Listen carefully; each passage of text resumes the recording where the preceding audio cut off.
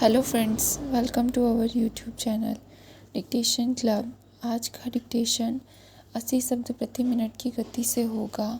यह एक दैनिक भास्कर का संपादकीय का डिक्टेशन है जो कि अगले 5 सेकेंड में प्रारंभ होगा।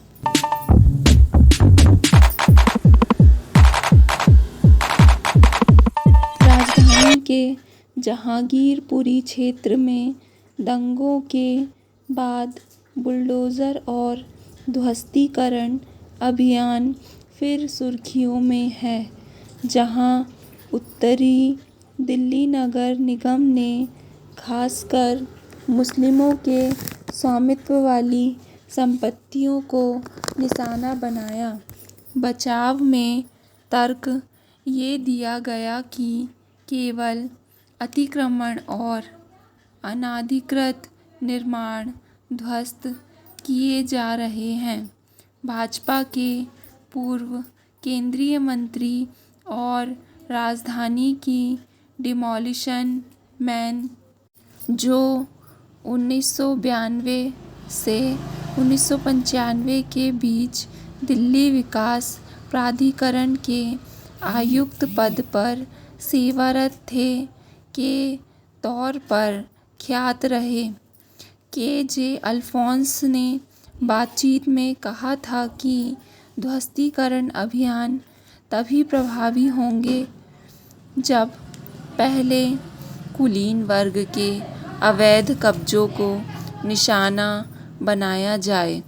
वे बताते हैं कि अपने कार्यकाल के दौरान उन्होंने एकाध ही अलग थलग बसी झुग्गी बस्ती ध्वस्त की थी।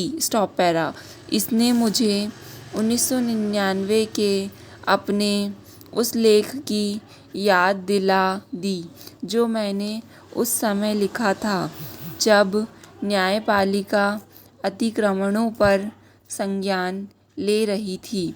यह प्रारंभिक प्रासंगिक हो गया है क्योंकि सामाजिक आर्थिक ढांचे में निचले पायदान पर रहने वालों को निशाना बनाया जा रहा है और अमीर और ताकतवर लोगों को हमेशा की तरह खुली छूट मिली हुई है। लेकिन इस स्तंभकार जैसा कोई मुक्त बाजार का हिमायती शिकायत क्यों कर रहा है?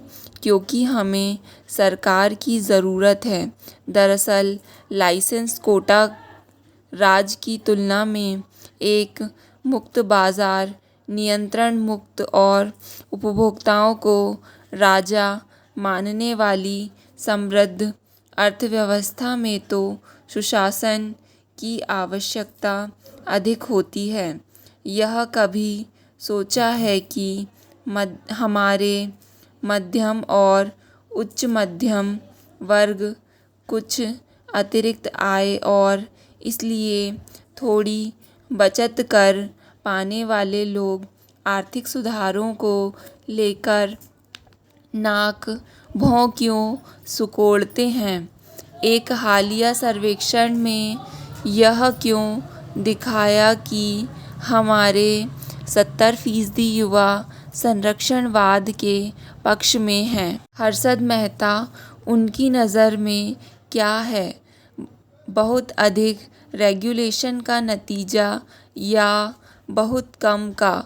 या फिर 1993-94 में बाजार में शुरुआती उछाल के दौरान रातों रात उभरी सैकड़ों निजी कंपनियों की घटना का, जिसने IPO के ज़रिए पेंशनभोगियों और वेतनभोगियों से 10,000 करोड़ रुपए से अधिक जुटाए और फिर गायब हो गया? यदि डीरेगुलेशन का नतीजा इस तरह के झांसे के तौर पर ही सामने आता है तो क्या पुराने माई बाप सरकार वाले दिन ज़्यादा बेहतर नहीं थे, जब उद्योग भवन के बाबू लाइसेंस पर कुंडली मारे बैठे रहते थे और शेयर से जुड़े पूंजीगत मुद्दों का नियंत्रण उनके हाथ में होता था। लेकिन नॉन गवर्नेंस को डीरेगुलेशन मान लेना खतरनाक है। कोई भी मुक्त बाजार अच्छी सरकार और मजबूत कानूनों के बिना सफल नहीं हो सकता। स्टॉप।